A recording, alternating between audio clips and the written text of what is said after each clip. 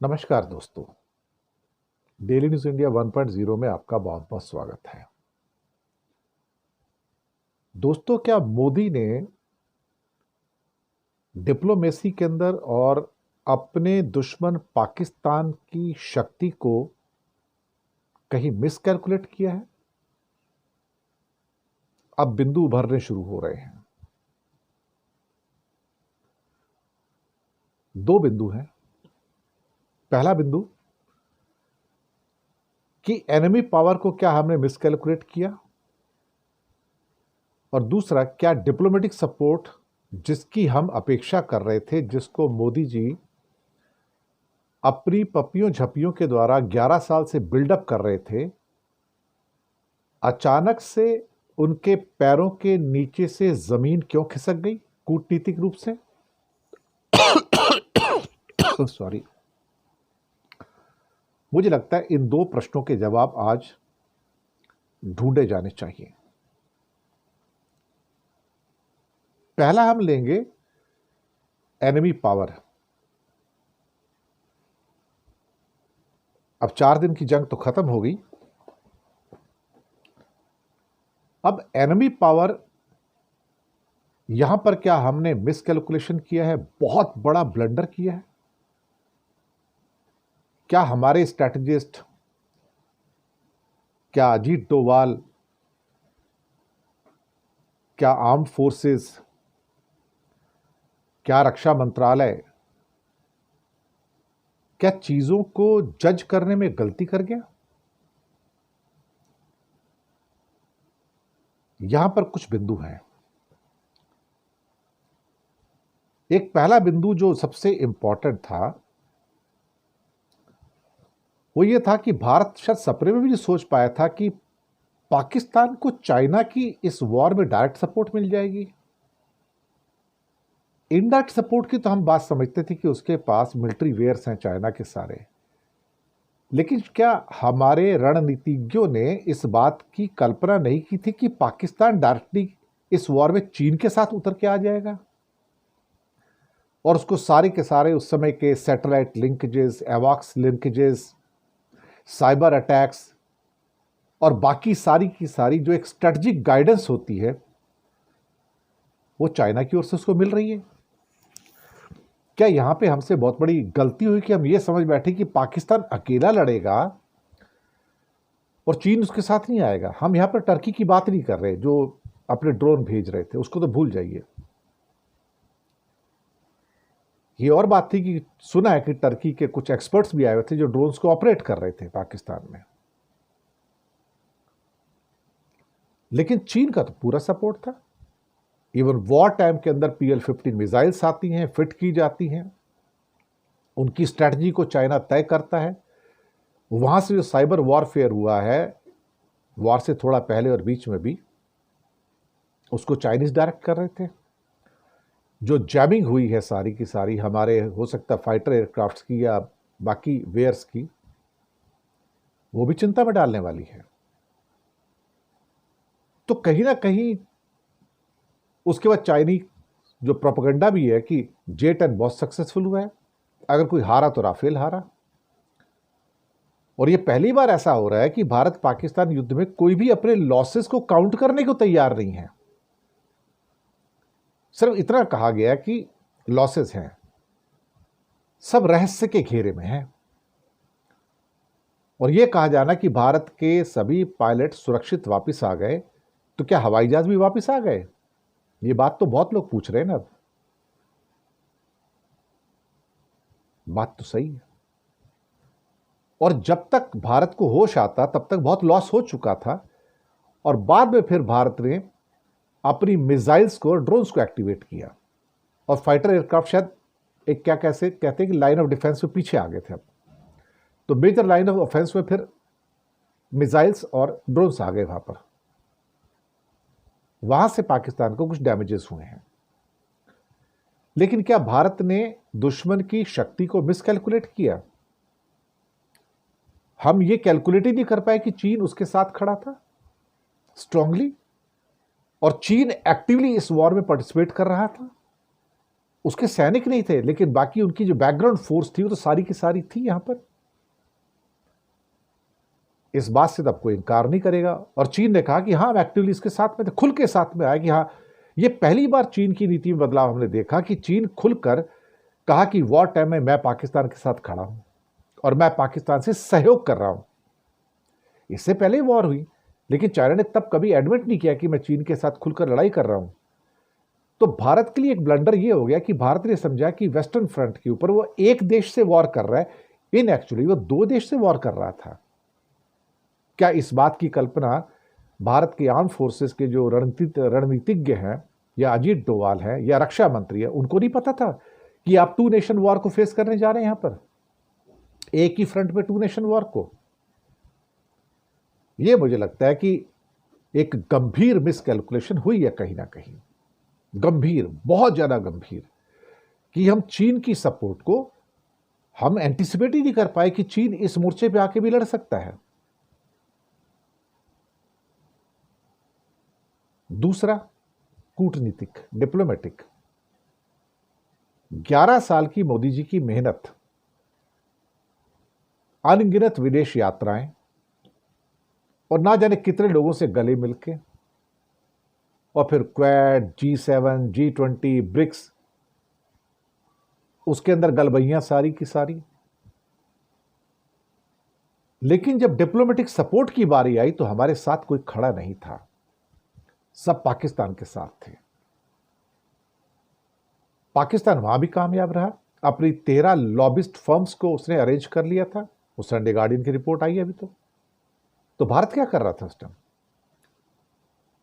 Even Brahma चलानी जो कि सिक्योरिटी एक्सपर्ट्स हैं, उनको लिखना पड़ा कि भारत तब भी नींद में था जब कुछ हफ्ते पहले अमेरिका ने पाकिस्तान को $400 मिलियन दे दिया। ट्रंप ने दिया, बाइडेन ने नहीं, ट्रंप ने दिया। भारत सोता रहा, भारत को नोटिस नहीं आया कि ये हो क्या रहा है। भारत तब भी सोता रहा जब कांग्रेस के अंदर, यानी कि पार्लियामेंट के अंदर, ट्रंप साहब कहते हैं बात करते करते, thank you Pakistan for handing over a terrorist. Pakistan का शुक्रिया अदा किया जा रहा है, हम तब भी उसको नोटिस नहीं ले रहे हैं। हम तब भी नोटिस नहीं ले रहे जब ट्रंप फैमिली का बंदा, एग्जैक्टली देखा जाए तो, पाकिस्तानियों के साथ क्रिप्टो करेंसी के ऊपर एग्रीमेंट करता है, कोई बिजनेस एग्रीमेंट करता है, और जनरल मुनीर और शहबाज की फोटो आती है, हम तब भी नोट नहीं करते हो क्या रहा है अंदर। तो डिप्लोमेटिकली हम अपने पैरों के नीचे से खिसकती हुई जमीन को पढ़ ही नहीं पाए, देखा जाए तो रीड ही नहीं कर पाए कि हमारे नीचे जमीन ही नहीं, कोई हमारे पास कोई देश ही नहीं जो सपोर्ट करने के लिए खड़ा हो। वो क्वाड के 4 मुल्क, एक तो हम ही थे, 3 और थे, अमेरिका, जापान, ऑस्ट्रेलिया, किसी का कोई स्टेटमेंट नहीं भारत की सपोर्ट में। ना जाने कितनी बार मिलकर उन्होंने चाय कॉफी एक साथ में पी, जीने मरने की कस्में खाई। कहानी अजीब है ना। मुझे लगता है कि भारत पाकिस्तान के लिए बढ़ती हुई डिप्लोमेटिक सपोर्ट को पढ़ ही नहीं पाया। तो अजीत डोवाल क्या कर रहे थे? भारत के गृह मंत्री और प्रधानमंत्री क्या कर रहे थे? अगर उन्हें इतनी समझ नहीं आ रही थी कि हमारे नीचे की डिप्लोमेटिक जमीन खिसक चुकी है, कोई हमारे साथ नहीं खड़ा, क्यों नहीं खड़ा? आप समझे नहीं क्या इसके बारे में? हम समझ नहीं पाए कि लोग हमसे बहुत ज्यादा नाराज थे, और इसके पीछे एक और कारण भी है, बहुत बड़ा कारण है। इंडिया अपनी इस किस्म की कूटनीतिक सपोर्ट में इतना पूर कभी नहीं था जितना अब हुआ, और ये डैमेज हमने खुद किया है, ये मोदी ने किया डैमेज। मोदी के आने से पहले भारत एक सेकुलर नेशन था। तब तक भारत के हिंदुओं के प्रति दुनिया में कहीं भी नफरत नहीं थी। उनको एक जोवियल किस्म का और एक शांति प्रेमी कौम के रूप में देखा जाता था। लेकिन मोदी के आने के बाद कॉम्प्लेक्शन चेंज हुआ कि भारत के हिंदुओं को एक एग्रेसिव, इतना एग्रेसिव कि उग्रवाद के नजदीक आता हुआ दिखाया जा रहा था। लेकिन भारत उन सो कॉल्ड जो कूटनीतिक संदेश थे उनको पढ़ ही नहीं पा रहा था। ब्रिटेन की 2 बार उनकी रिपोर्ट आती है, होम मिनिस्ट्री की उनकी एक खुफिया रिपोर्ट भी आती है, जिसमें पहली बार हिंदू मिलिटेंसी को दिखाया गया है। 2 बार रिपोर्ट आती हैं ऐसी, हमने उसको भी इग्नोर कर दिया। हम इन चीजों को क्यों नहीं पढ़ पा रहे थे कि दुनिया हिंदू फोबिया और हिंदू मिलिटेंसी के बारे में बात कर रही है। There are suspicions about the Hindus that they are not that jovial or humankind as they used to be। यानी कि जहां इस्लामिक टेररिज्म की बात हो रही थी, वहीं एक हिंदू टेररिज्म की बात भी होनी शुरू हो गई। ये जो 10 सालों का बदलाव था कूटनीति के अंदर, इसने भारत को गहरी चिंता में डालना चाहिए था, लेकिन डाला नहीं। और हम ये समझ नहीं पाए कि दूसरे देश भारत से धीरे धीरे दूरियां बनाते चले गए। बिजनेस तो सब करते हैं, बिजनेस करने की प्रॉब्लम नहीं आती, वो तो चाइना से भी करते हैं, जबकि वो तो डिक्टेटरशिप है। लेकिन डिप्लोमेसी के एंगल में देखा जाए तो वो सब दूर चलते गए, चलते गए, चलते गए। हम इन चीजों को ना क्वाड में पढ़ पाए, ना G20 में पढ़ पाए, ना G7 में पढ़ पाए, ना ब्रिक्स में पढ़ पाए। हमारी नींद तब भी नहीं खुली जब यूक्रेन वॉर के दौरान में चीन ने रूस के साथ एक नो लिमिट एग्रीमेंट किया। No limit agreement. हमारी नींद तभी नहीं खुली कि कल को इंडिया चाइना वॉर होगी तो रशिया हमारा सपोर्ट ही नहीं करेगा, सबसे पुराना यार है। और इस वॉर के अंदर रूस हमारी साइड में खड़ा नहीं हुआ, उसका स्टेटमेंट नहीं आया। तो एक भी देश ऐसा नहीं था। ट्रंप तो पूरी तरह से पाकिस्तान के साथ था, 100% था, पूरा अमेरिका था। और आखिरकार इंडिया को वो ह्यूमिलिएशन सहना पड़ा कूटनीतिक रूप से, जहां पर हमारे यहां सीज फायर तो होता है लेकिन उसका डिक्लेरेशन अमेरिका करता है। ये हमारी डिप्लोमेटिक हार थी, ये हमारी मिस कैलकुलेशन थी डिप्लोमेसी की। लेकिन मोदी अभी भी जागने को तैयार नहीं है। जो हिंदुस्तान की जो स्ट्रेटेजिक फोर्स है ना, अजीत डोवाल, वो अभी भी जागने को तैयार नहीं है। उन्हें समझ नहीं आ रहा कि दुनिया उनके खिलाफ हो चुकी है। आप समझते क्यों नहीं इस बात को? और भागवत फिर निकल के आते हैं, हिंदुओं को एकजुट होना पड़ेगा तभी दुनिया हमारी कदर करेगी। भाई, तुम्हारी दुनिया कदर नहीं करेगी। लोग हिंदुओं को बहुत काइंड नजर से दुनिया में नहीं देख रहे हैं, उनको सस्पिशन की नजर से, संदेह की नजर से देख रहे हैं कि वो भी मिलिटेंट्स हैं। ये किसने पैदा किया सारा इमेज? मस्जिदों को तोड़ना, चर्च तोड़ना, मणिपुर में 224 चर्चों को जला देना, ये इमेज बाहर जा रही है ना। आप देखना ना चाहें तो और बात है, लेकिन विदेश के न्यूज़पेपर्स पे जो हमारी इमेज निकल कर आ रही है, वो कोई अच्छे राष्ट्र की निकल कर नहीं आ रही है। भले ही पाकिस्तान बुरा राष्ट्र रहा हो, लेकिन उसके साथ सपोर्ट है लोगों की। हम अच्छा करके भी हमारे साथ कोई नहीं खड़ा है, और हम एक के बाद एक मिस कैलकुलेशन करते जा रहे हैं। और अभी मोदी बाज निकाल रहे हैं कि नहीं देखो, मैंने ऑपरेशन सिंदूर किया, मैंने किया। पाया क्या तुमने? बाबा जी का ठुल्लू। क्या पाया तुमने? अल्टीमेटली कुछ भी तो नहीं पाया तुमने। तुम्हारे ग्रॉस फेलियर्स और ब्लंडर्स थे। तुम्हारे अपने लोग कह रहे थे कि पीओ के जीत के लाओ, इस बार मौका है, और तुम पीछे रण छोड़कर चले गए बीच में। दरअसल इस बुजदिल सरकार के पास वो साहस नहीं था दरअसल कि वो लंबी लड़ाई के लिए तैयार हो सकते थे। हमारी फौजें तो तैयार थीं, लेकिन बुजदिल सरकार तैयार नहीं थी। और फिर बाद में आके कहती नहीं, ये तो कोई युद्ध ही नहीं था, हमने तो वॉर डिक्लेयर ही नहीं किए, ये तो सिर्फ आतंकवाद के खिलाफ एक छोटा सा हमारा कॉन्फ्लिक्ट था। बच निकलने के कितने रास्ते होते हैं ना इंसान के पास। लकीर तो लंबी खींचने निकले थे इंदिरा गांधी की तरह, लेकिन कुछ कर नहीं पाए। यही हकीकत है कि India did miscalculate the enemies power as well as diplomatic power. और अब जब हमें एहसास होता है कि यार हम कहां खड़े हैं, तो पता लगता है कि यार हम तो ऐसी जगह खड़े हैं जहां हमारे साथ कोई है ही नहीं। हम तो अकेले हैं बिल्कुल, और कोई सपोर्ट करने को तैयार नहीं है। एक देश सपोर्ट करने को तैयार नहीं है। हमारे लोग डेलीगेशन बाहर भेज दिए। किससे बात कर रहे हैं वो वहां जाकर? कोई उनकी बात सुन रहा है क्या? अपने आप ही हमारे बेचारे एम्बेसी वाले जो उनको एस्कॉर्ट कर रहे हैं, अपने आप ही कैमरामैन को बुलाते हैं, उनके फ़ोटो लेते हैं, जो कुछ बोलते हैं उसको नोट करते हैं, वीडियो बना के वापस भेज देते हैं। पर किससे बात कर रहे हैं वहाँ पर? कोई सुन रहा है क्या उनको वहाँ पर? अमेरिका तो रोज भारत को भिगो भिगो के मारता है। अब विक्रम मिस्री को भगाया वहां पर, जाओ भैया आग ठंडी करो थोड़ी बहुत। ट्रंप तो बहुत गुस्से में हमारे से।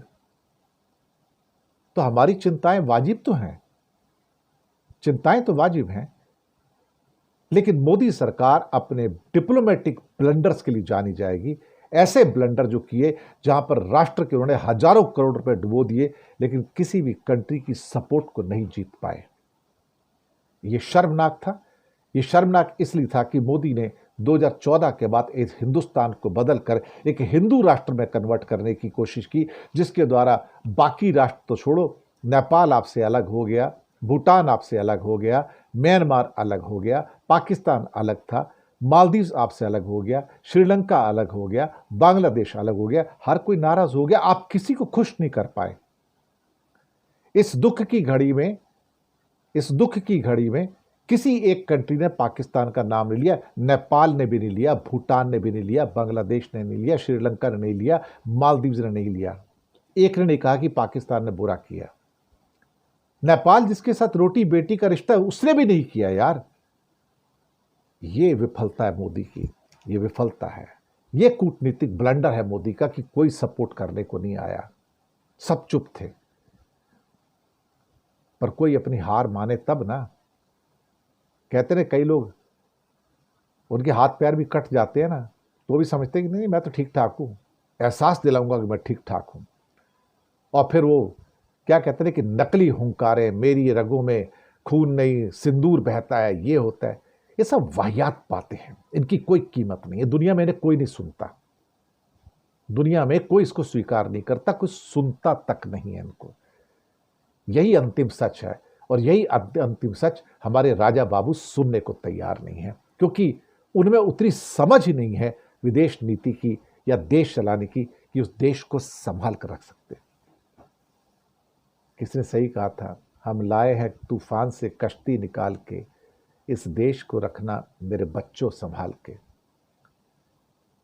1947 में कहीं नेहरू जी की जगह बीजेपी आ जाती ना, तो भाई साहब देश के 10 टुकड़े अब तक हो चुके होते थे। और मोदी भारत को बांट के ही जाएंगे, यकीन रखिएगा। अंदर से तो बांट दिया है, और डिप्लोमेटिकली भी जो हमारी हार हुई है, शायद मुझे लगता है कि असहनीय है। India did Himalayan blunders now.